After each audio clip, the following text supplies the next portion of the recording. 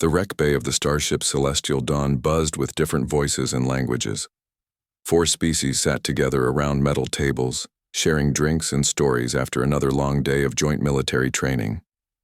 The room smelled like a mix of human coffee, Zephyrian crystal dust, Vractal pheromones, and Corvani sea salt.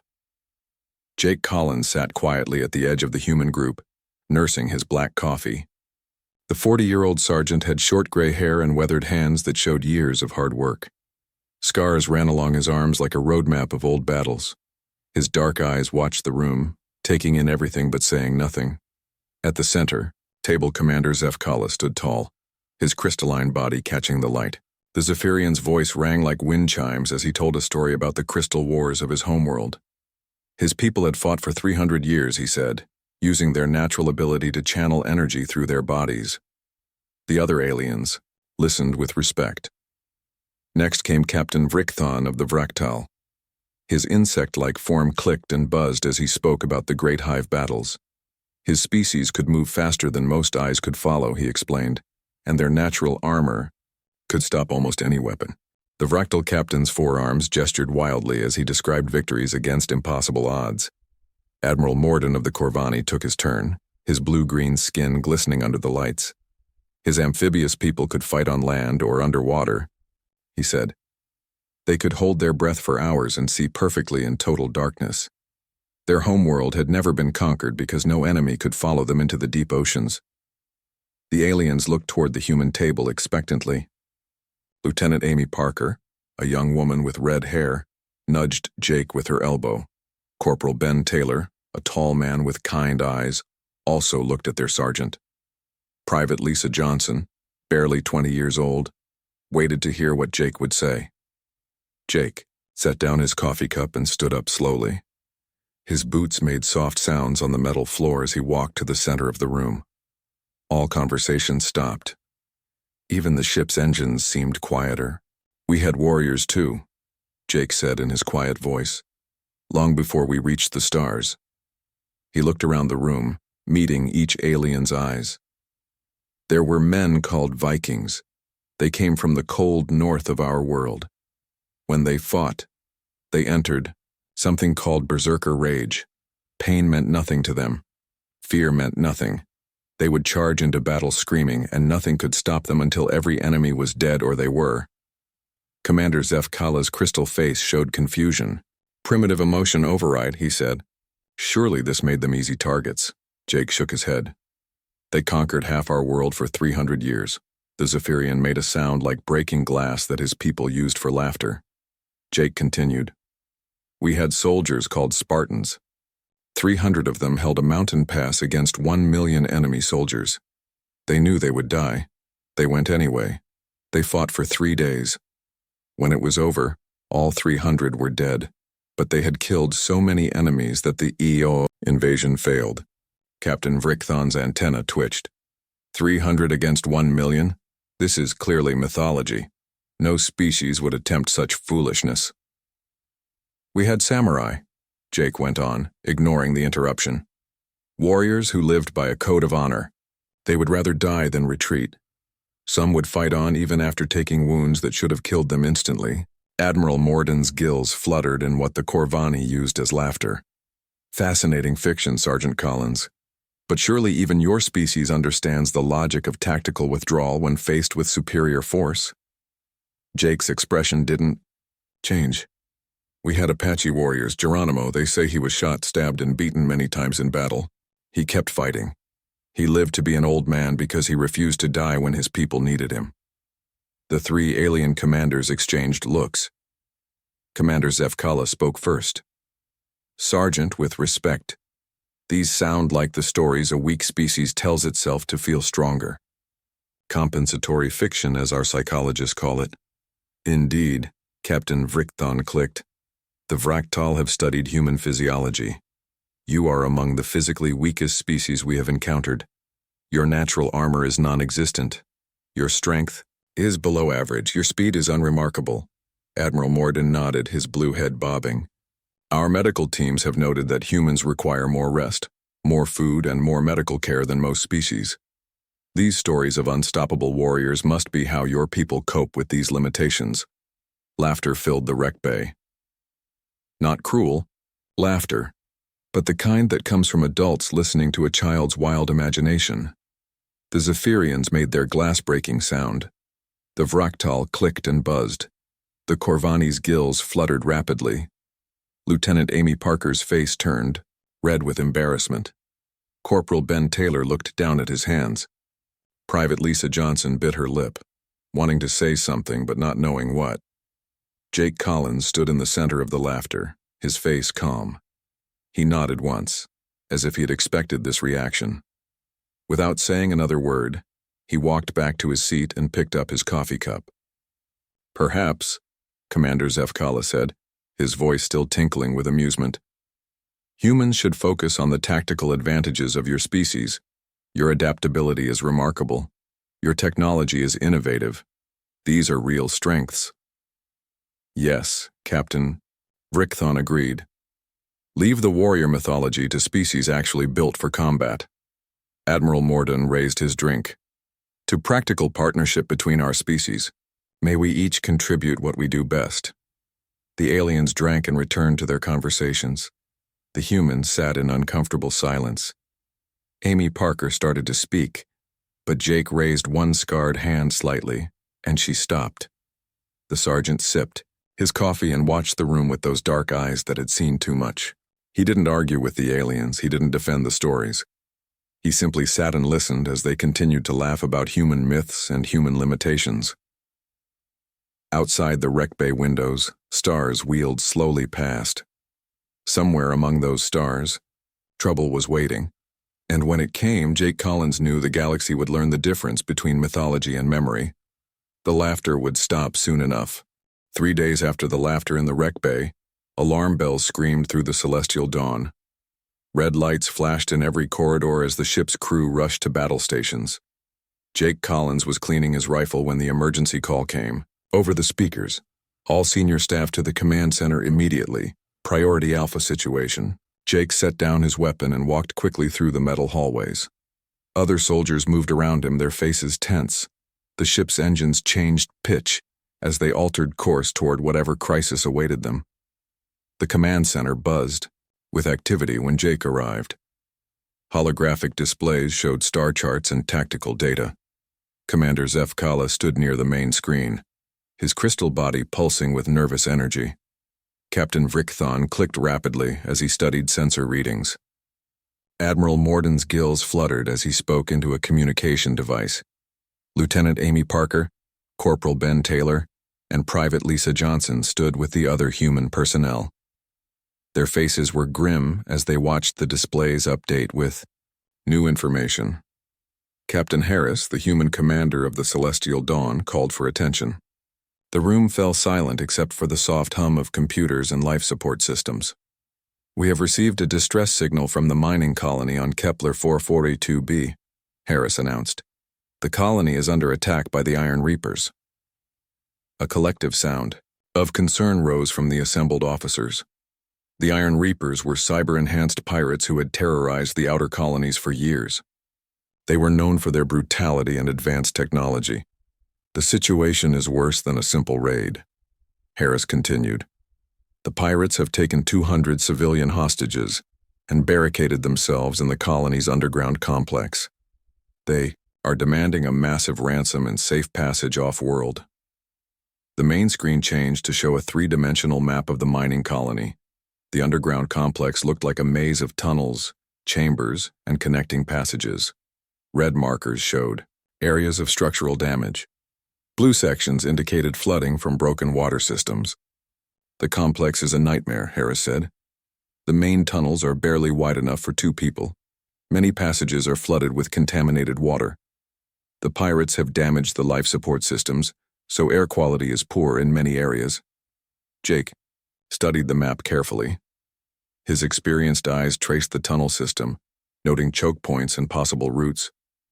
The other humans did the same, their military training taking over.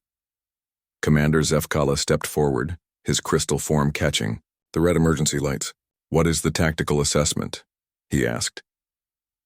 Harris nodded to his tactical officer, who brought up new displays. The pirates have superior numbers, at least 80 fighters, all enhanced with military-grade cybernetics. They have taken positions at key intersections and have rigged explosive charges throughout the complex. Any assault would trigger the explosives, the tactical officer continued. Our models show that a cave-in would kill most of the hostages before we could reach them. Captain Vrichthon's forearms moved as he examined the data. What about using our natural advantages? The Vrachtal can move through small spaces quickly.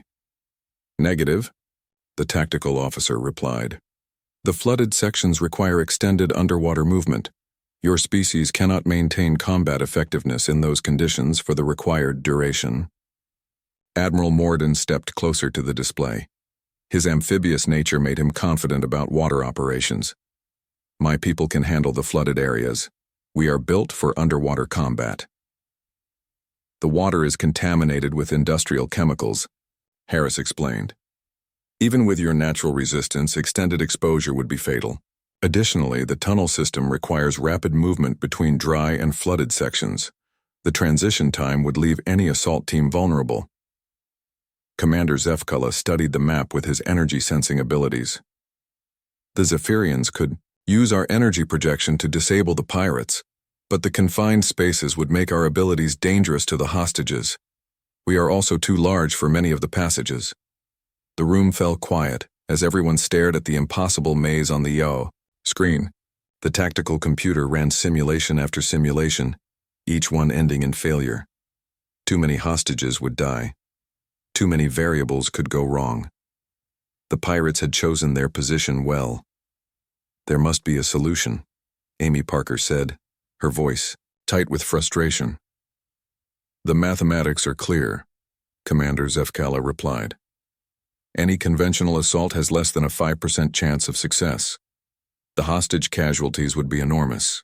Captain Vrichthon's antenna drooped. Perhaps negotiation is the only option. Pay the ransom and hope the pirates honor their agreement. The Iron Reapers have never honored an agreement, Admiral Morden said grimly. They will take the ransom and kill the hostages anyway. It is their pattern. The command center fell into a heavy silence. Officers stared at the displays, looking for options that did not exist. The colony's distress signal continued to pulse on the communications board, a steady reminder of 200 people waiting for rescue. Jake Collins had been silent throughout the briefing, studying the tunnel maps with intense concentration. His scarred fingers traced paths through the maze, calculating distances and timing. He looked at the flooded sections, the damaged areas, the explosive charges marked in red. Finally, he stepped forward. I'll go, he said quietly. The room turned to look at him. Commander Zefkala's crystal body pulsed with confusion. Sergeant Collins, this is not a situation for individual heroics. The mission parameters are beyond any single soldier's capabilities.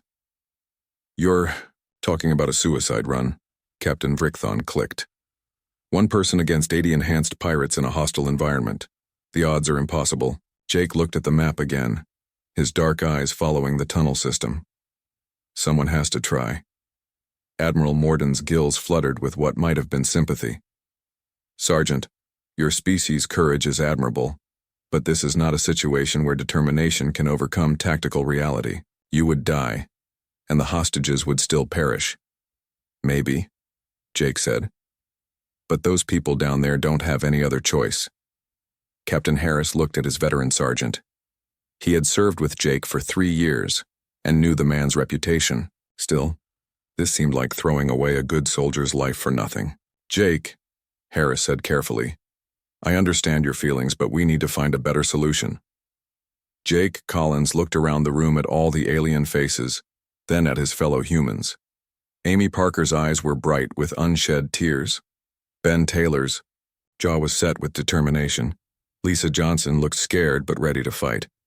Captain, Jake said, request permission to attempt solo infiltration and hostage rescue. The room erupted in protests from the alien commanders. They spoke of mathematics and logic, of impossible odds and certain death. Their voices mixed together in a chorus of rational objections. Through it all, Jake Collins stood quietly, waiting for an answer. His scarred hands hung at his sides. His dark eyes remained fixed on the tunnel map, already planning his route through the maze.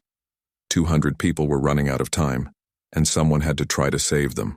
Jake Collins stood at the entry hatch of the mining colony, checking his equipment one last time. His standard infantry gear felt familiar in his hands.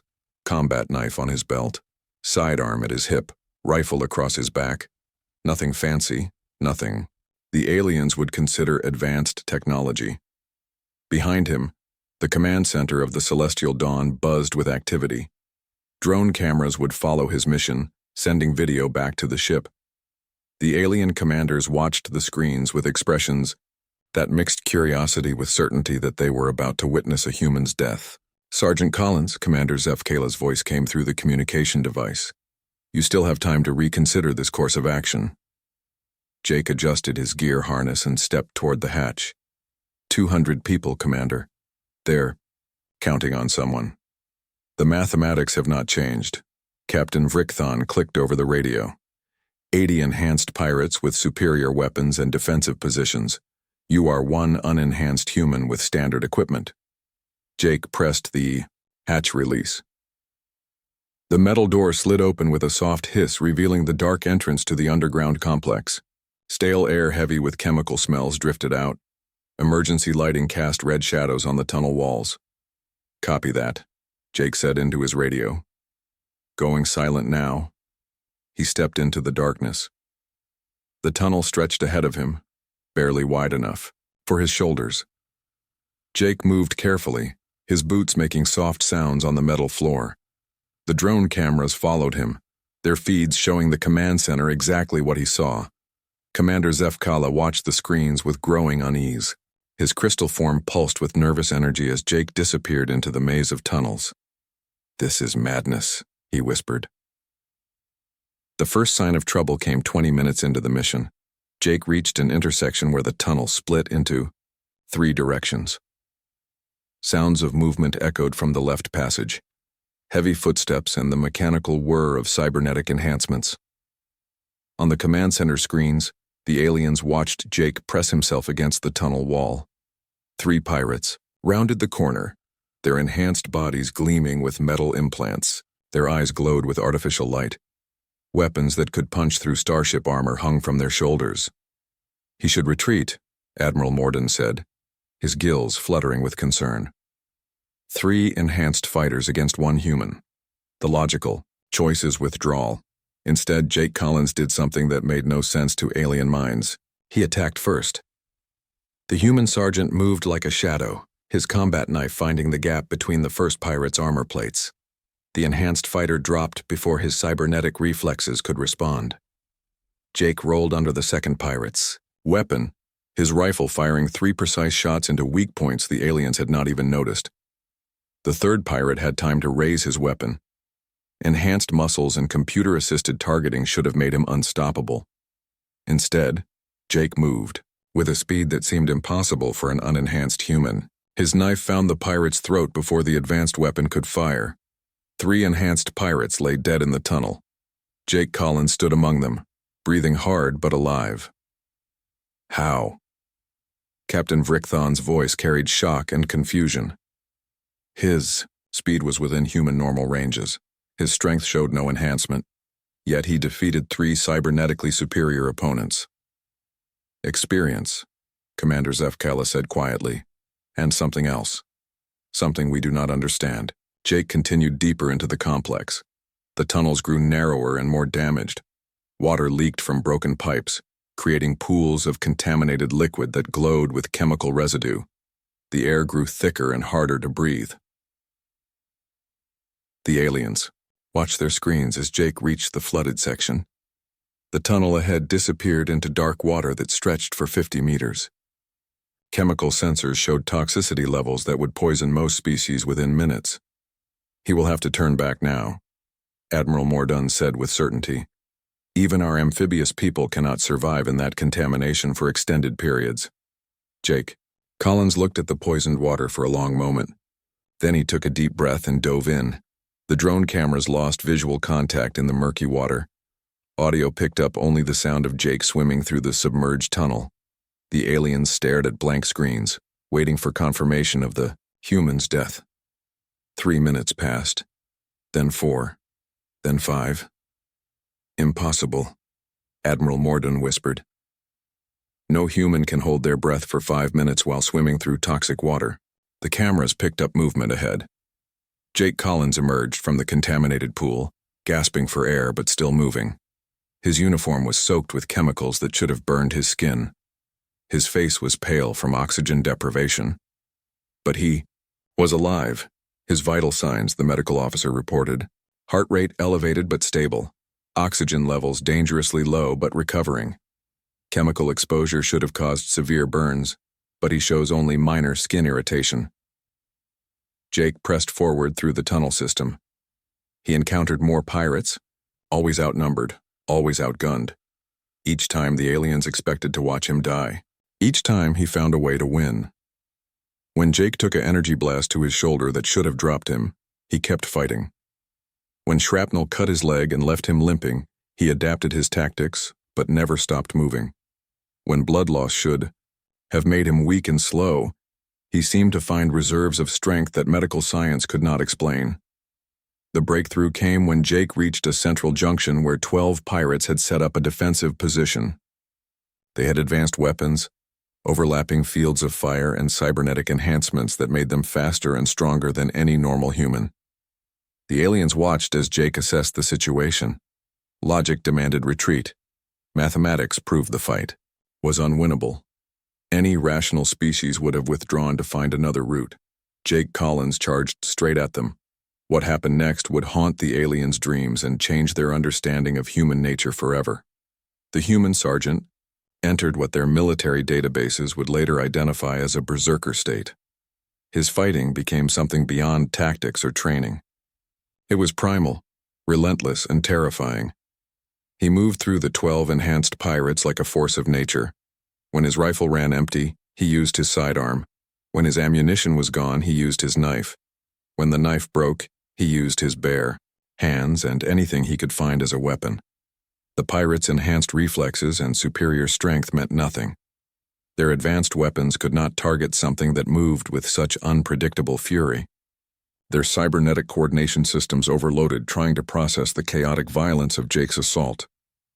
When the fighting ended, 12 enhanced pirates lay dead in the junction. Jake Collins stood among them, covered in blood, both his own and theirs. His chest rose and fell with exhausted breathing. His dark eyes held something that made the watching aliens step back from their screens. By the crystal depths, Commander Zefkala whispered, "What manner of creature have we been sharing our ships with?" Jake picked up a working rifle from the fallen pirates and continued deeper into the complex. The hostages were still waiting, and his mission was not complete. Behind him, the tunnel junction looked like a battlefield where logic and mathematics had gone to die. Word spread through the celestial dawn like wildfire. Off-duty soldiers crowded around monitor screens in every section of the ship. Mess halls fell silent as crews watched the impossible human mission unfold. Even the engine room staff had rigged displays to follow Jake Collins as he moved deeper into the mining colony. Commander Zefkala stood frozen before the main tactical display. His crystal body had stopped pulsing, something that only happened when his people experienced profound shock. Around him, other Zephyrian officers whispered in their wind chime language about what they had witnessed. 14 hours, the medical officer reported. Sergeant Collins has been in active combat for 14 continuous hours. His vital signs indicate severe dehydration, blood loss that should have caused unconsciousness, and muscle fatigue beyond normal human limits. Captain Vrickthon's forearms moved rapidly across his data terminal. His antenna twitched as he pulled up file after file from the ship's database. "I am accessing human historical records," he announced to the command center. Cross-referencing the stories Sergeant Collins told 3 days ago. The main screen split to show Jake's current position alongside historical documents from Earth.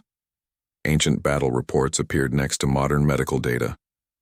Paintings of Viking berserkers filled one corner while Jake's biometric readings scrolled in another. "The Battle of Thermopylae," Captain Vrickthon read aloud. 300 Spartan warriors against Persian forces, numbering between 100,000 and 300,000. The Spartans held for 3 days before being overwhelmed. Historical casualty estimates suggest they killed between 10,000 and 20,000 enemy soldiers. Admiral Mordun moved closer to the display, his blue-green skin pale with understanding. Those numbers seemed impossible. We assumed they were exaggerated. Over time, the Battle of Stamford Bridge, Captain Vrickthon continued. One Viking warrior held a narrow bridge against an entire English army. Historical accounts claim he killed 40 soldiers before being defeated. We classified this as obvious mythology. Commander Zefkala's voice rang like cracked crystal. Show me the Berserker records. New files appeared on the screen. Ancient Norse texts described warriors who entered trance-like states during battle. They felt no pain, showed no fear, and fought with strength that seemed superhuman. Modern, human military reports use different words but describe the same phenomenon. Combat stress reaction with dissociative features. The medical officer read from a recent human military manual. Soldiers in extreme situations sometimes experience altered states of consciousness that allow them to continue fighting despite severe injuries or exhaustion. On the tactical display, Jake Collins was doing exactly what the ancient text described. He had been wounded 7 times. His left arm hung at an odd angle from a dislocated shoulder. Burns from energy weapons covered his back. Yet he continued, moving through the complex with steady determination. Lieutenant Amy Parker stood with the other human personnel, her face bright with fierce pride. I never understood the stories my grandfather told about the war, she said quietly. He talked about soldiers who kept fighting when they should have been dead. I thought he was just being dramatic. Corporal Ben Taylor nodded, his eyes fixed on the screen. My uncle served with Jake in the Titan Rebellion. He always said Jake was different, said he'd seen him take wounds that would drop anyone else and keep going like nothing happened. Private Lisa Johnson watched with wide eyes as Jake encountered another group of pirates. This time there were only 4 of them, but they had taken position in a narrow tunnel with good cover and crossfire capabilities. He should wait for them to move, she whispered. Find a better approach. Instead, Jake did what he had been doing for 14 hours. He attacked directly into superior firepower and won through sheer refusal to be stopped. Admiral Morden turned away from the screen, his gills fluttering with something that might have been fear. We need to understand what we are seeing. Access all available data on human warrior cultures. The ship's database opened files that had been dismissed as primitive folklore. Stories of Apache warriors who fought for days with mortal wounds. Accounts of Celtic berserkers who charged naked into battle against armored Romans. Tales of samurai who continued fighting after losing limbs. We thought these were compensatory myths, Commander Zefkala said, his voice hollow. Stories weak. Creatures told to feel stronger. They are not myths, Captain Vrickthon replied, his antenna drooping with the weight of new understanding. They are genetic memories, cultural programming. Every human carries the potential for what we are witnessing. The medical officer's voice cut through their conversation. Sergeant Collins has reached the main hostage chamber. Biometric analysis indicates 137 pirates have been eliminated during his infiltration. The number hung in the air like a physical thing. 137 enhanced fighters with superior weapons and armor, defeated by a single human with standard equipment, and the absolute refusal to quit.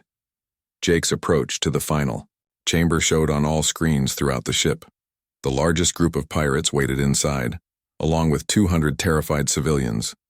This would be the ultimate test of human determination against superior alien technology. The pirate leader was a massive creature, more machine than organic life. Cybernetic implants covered 70% of his body. His weapons could level buildings. His armor could stop tank rounds. By every measure of combat capability, he was impossible for one wounded human to defeat. Jake Collins studied the chamber through a cracked surveillance monitor. His dark eyes took in the defensive positions, the hostage locations, and the overwhelming firepower arranged against him. Any rational analysis would conclude that the mission was over, that no sane being would attempt to continue.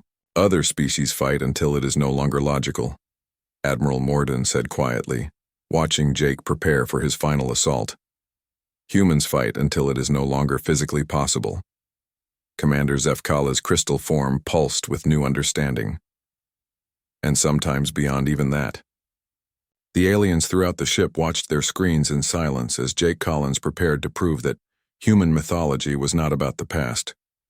It was a promise about what humans would do when everything seemed hopeless and surrender seemed logical. The only sound in the command center was the steady beeping of Jake's vital signs, growing weaker but never stopping. Like the human himself, his heartbeat refused to quit. 200 hostages waited in the chamber ahead. Jake Collins checked his stolen rifle one last time and prepared to show the galaxy what human determination really meant. Jake Collins stood at the entrance to the main chamber, looking at 200 frightened faces staring back at him. Men, women, and children huddled together in the center of the room, while pirates with glowing cybernetic eyes kept weapons trained on them. The air smelled of fear, blood, and ozone from energy weapons. The pirate leader sat on a makeshift throne built from mining equipment. His name was Corax the Reaper, and he was more machine than man. Metal plates covered most of his body. Artificial muscles gave him the strength of 10 normal beings. His right arm had been replaced with a weapon system that could punch through starship hulls. So, Corax said, his voice distorted by artificial vocal cords, one little human thinks he can save everyone. How many of my people did you kill getting here? Jake stepped into the chamber, his rifle ready but pointed down. Blood from his wounds had soaked through his uniform. His left arm hung useless at his side.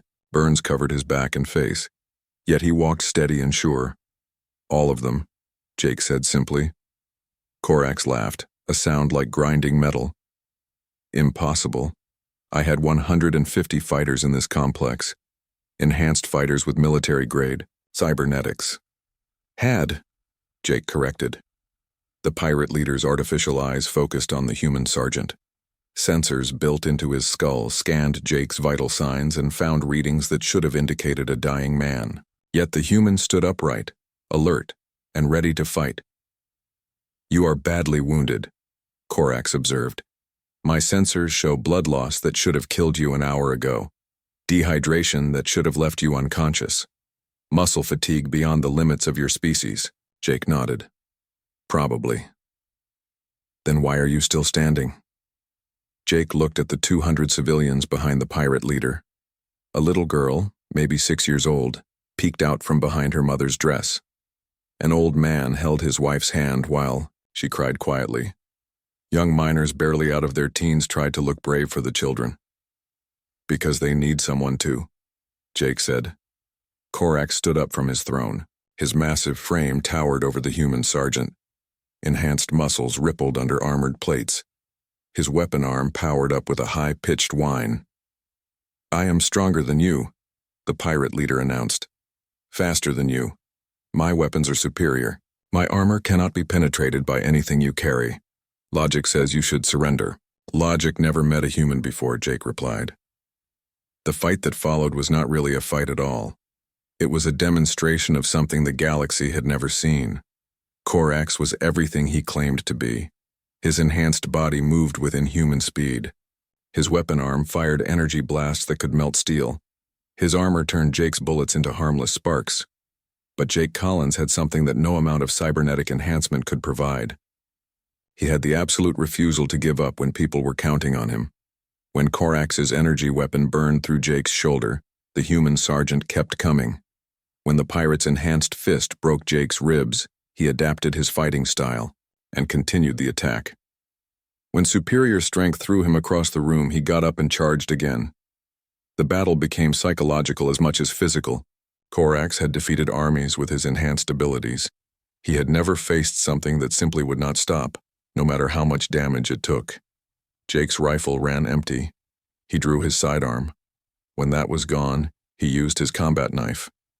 When the knife broke against Corax's armor, he picked up pieces of mining equipment and used them as weapons. The pirate leader's enhanced reflexes began to falter. His tactical computer systems overloaded trying to predict attacks from something that moved with pure determination rather than logical strategy.